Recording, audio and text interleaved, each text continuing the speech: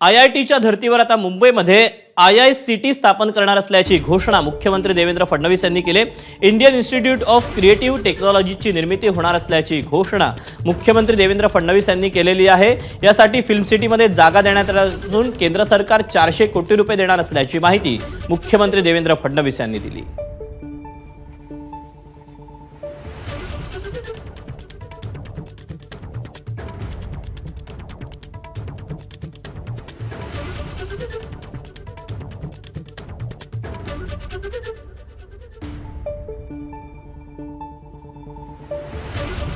केंद्र सरकारकडून यासाठी 400 कोटी IIT जशी आहे तसं Indian institute of creative technology देखील तयार करण्याचा निर्णय घेतला आहे आणि त्यातलंही पहिली IIT IICT ही मुंबईलाच तयार होणार आहे। आपल्या फिल्म सिटी गोरेगावमध्ये आपण त्याकरता जागा चिन्हित केली आहे आणि जवळपास 400 कोटी रुपये केंद्र सरकार त्याच्यावर खर्च करत आहे।